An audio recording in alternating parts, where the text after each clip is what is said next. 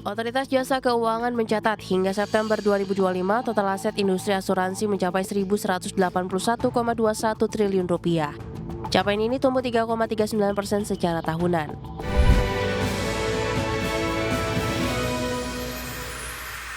Pemerintah kembali memfokuskan penguatan hubungan kerjasama antara negara di berbagai sektor, antara lain ekonomi, politik, pendidikan, dan hubungan masyarakat. Ya, sebanyak 12 negara sahabat menyatakan siap memperkuat hubungan bilateral dengan Indonesia. Sebanyak 12 duta besar negara sahabat menyatakan tegas berkomitmen memperkuat hubungan bilateral dengan Indonesia. Presiden Prabowo Subianto secara khusus menerima surat kepercayaan dari para duta besar luar biasa dan berkuasa penuh atau LBBP. 12 duta besar menyampaikan fokus penguatan hubungan kerjasama antar kedua negara di berbagai sektor, antara lain ekonomi, politik, pendidikan, dan hubungan masyarakat. Dalam rangka memperingati 70 tahun hubungan diplomatik antara Indonesia dan Polandia, Duta Besar Republik Polandia Barbara Szymanowska menekankan eratnya persahabatan dan kesamaan nilai pada bidang pertanian, teknologi, dan pertahanan. Hubungan bilateral dengan Kuwait, Indonesia dinilai sebagai mitra strategis dalam stabilitas kawasan dan ekonomi global. Kuwait akan memperkuat komitmennya di bidang investasi, perdagangan, dan ketahanan pangan. Dengan Pakistan, hubungan Indonesia-Pakistan diperkuat dengan kerjasama di bidang ekonomi dan masyarakat. Sedangkan dengan Yaman, kedekatan hubungan Indonesia-Yaman berkomitmen untuk meneruskan penguatan hubungan perdagangan, pendidikan, politik, dan keagamaan kedua negara. Dari Jakarta, Tim Liputan, IDX Channel. Otoritas Jasa Keuangan mencatat total aset industri asuransi hingga September 2025 mencapai 1.181,21 triliun rupiah. Iya, catatan ini tumbuh 3,39% secara tahunan. Otoritas Jasa Keuangan mencatat hingga September 2025 total aset industri asuransi mencapai 1.181,21 triliun rupiah. Capaian ini tumbuh 3,39% secara tahunan. Kepala Eksekutif Pengawas Perasuransian, Penjaminan dan Dana Pensiun OJK, Ogi Prastomyono menjelaskan dari sisi asuransi komersial, total aset tercatat sebesar 958,54 triliun rupiah atau meningkat 3,91% secara tahunan. Di mana kinerja asuransi komersial tercermin dari pendapatan premi yang mencapai 246,34 triliun sepanjang Januari hingga September 2025. Naik 0,38% dibandingkan periode yang sama tahun 2024. Sementara itu, secara umum, permodalan industri asuransi komersial masih berada dalam kondisi solid. Tercatat risk based capital atau RBC, industri asuransi jiwa tercatat sebesar 481,94%, sedangkan RBC asuransi umum dan reasuransi mencapai 326,38%. Di sisi lain, OJK juga mencatat total aset asuransi non-komersial yang mencakup BPJS Kesehatan, BPJS Ketenagakerjaan, serta program jaminan bagi ASN, TNI, dan Polri mencapai 222,67 triliun rupiah atau tumbuh 1,21% secara tahunan. Capaian total aset industri asuransi nasional hingga September 2025 ini tercatat jauh di atas ambang batas ketentuan minimum sebesar 120%. Dari Jakarta, Tim Liputan, IDX Channel. Pemirsa, Bank Indonesia melaporkan posisi cadangan devisa Indonesia pada akhir Oktober 2025 tercatat sebesar 149,9 miliar dolar Amerika, tercatat meningkat dibandingkan posisi akhir September 2025 sebesar 148,7 miliar dolar Amerika. Ya, peningkatan ini didorong oleh penerbitan Global Bond. Posisi cadangan devisa Indonesia pada Oktober 2025 mengalami peningkatan bila dibandingkan bulan sebelumnya. Bank Indonesia mencatat posisi cadangan devisa Indonesia pada akhir Oktober 2025 sebesar 149,9 miliar dolar Amerika Serikat. Meningkat 1,2 miliar dolar Amerika dibandingkan dengan posisi akhir September 2025 sebesar 148,7 miliar dolar. Kenaikan posisi cadangan devisa tersebut antara lain bersumber dari penerbitan global bond pemerintah serta penerimaan pajak dan jasa. Di tengah kebijakan stabilisasi nilai tukar rupiah dalam menghadapi ketidakpastian pasar keuangan global yang masih tinggi. Direktur Eksekutif Departemen Komunikasi Bank Indonesia Ramdan Denny Prakoso menyatakan Bank Indonesia menilai cadangan devisa ini mampu mendukung ketahanan sektor eksternal serta menjaga stabilitas makroekonomi dan sistem keuangan. Bank Indonesia meyakini ketahanan sektor eksternal tetap kuat didukung oleh prospek ekspor yang tetap terjaga serta arus masuk penanaman modal asing yang diperkirakan terus berlanjut.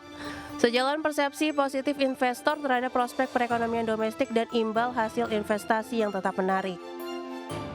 Untuk itu, Bank Indonesia terus mendukung peningkatan sinergi dengan pemerintah dalam memperkuat ketahanan eksternal guna menjaga stabilitas perekonomian untuk mendukung pertumbuhan ekonomi yang berkelanjutan.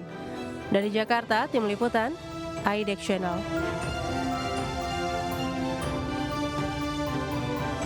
Ya, pemirsa, sebelum kami akhiri Market Fast, kita akan simak terlebih dahulu pergerakan dari IHSG di pukul 9:24 waktu Indonesia bagian Barat.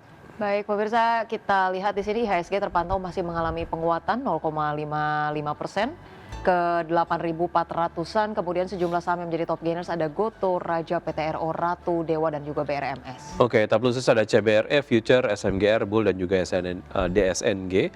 Dan sektor teknologi masih memimpin penguatan dan penguatan 2,23%. Disusul oleh sektor properti dan juga energi, sementara cyclic dan juga kesehatan masih mengalami pelemahan yang signifikan.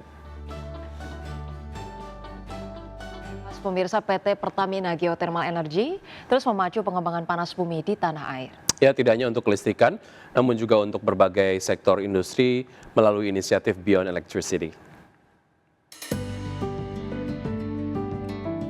Pertamina Geothermal Energy terus memacu pengembangan panas bumi di tanah air. Tidak hanya untuk kelistrikan, namun juga berbagai sektor industri melalui inisiatif Beyond Electricity.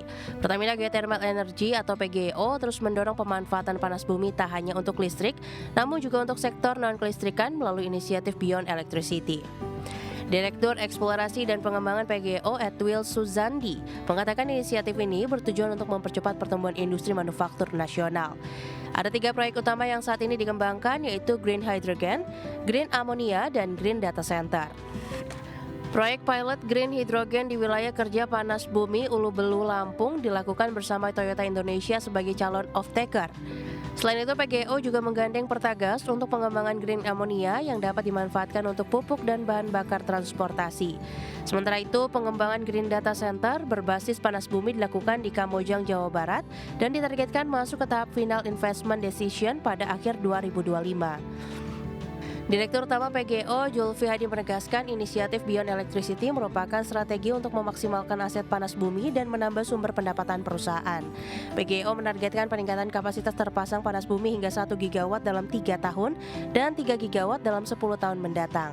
Dengan saat ini, mengelola 15 wilayah kerja panas bumi, PGEO berkontribusi sekitar 70% dari total kapasitas nasional. Berbagai sumber, IDEX Channel.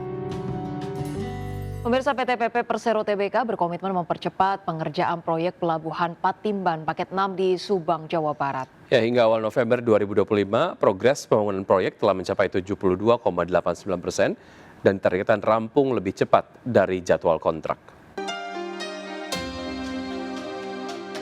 PT PP Persero Tbk mempercepat pengerjaan Pelabuhan Patimban Paket 6 di Subang, Jawa Barat yang merupakan salah satu proyek strategis nasional di sektor infrastruktur maritim dengan nilai investasi mencapai 5,48 triliun rupiah.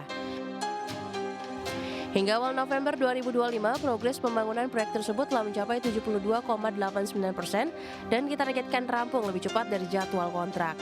Pelabuhan Patimban akan menjadi simpul logistik maritim utama Indonesia, memperkuat konektivitas ekspor-impor, dan menopang pertumbuhan industri manufaktur di kawasan Jawa Barat.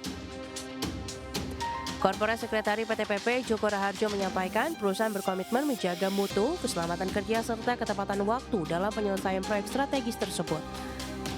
Meskipun PT PP sempat menghadapi tantangan pasokan material reklamasi akibat penutupan izin tambang di wilayah Subang, manajemen memastikan keberlanjutan proyek tetap terjaga berkat koordinasi intensif dengan instansi dan mitra strategis. PT PP juga mengimplementasikan sistem manajemen proyek digital untuk memastikan seluruh tahapan berjalan efisien, transparan, dan sesuai rencana biaya. Berbagai sumber, IDEX Channel.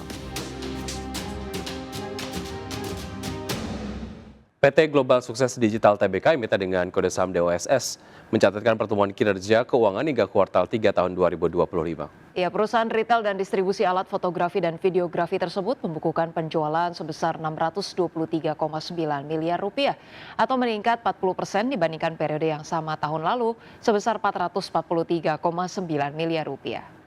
Kinerja positif tersebut juga tercermin pada laba bersih yang naik 46%, meningkat dari 18,18 miliar rupiah per September 2024 menjadi 26,56 miliar rupiah hingga September 2025. Pertumbuhan ini sejalan dengan meningkatnya kebutuhan konten digital dan pesatnya perkembangan industri kreatif di Indonesia yang mendorong permintaan terhadap peringkat ataupun perangkat fotografi dan videografi. CEO PT Global Sukses Digital Tbk, Tahir Matulatan menyampaikan pertumbuhan ini menunjukkan kekuatan strategi jangka panjang perseroan dalam mengembangkan bisnis retail modern yang terintegrasi dengan ekosistem kreatif.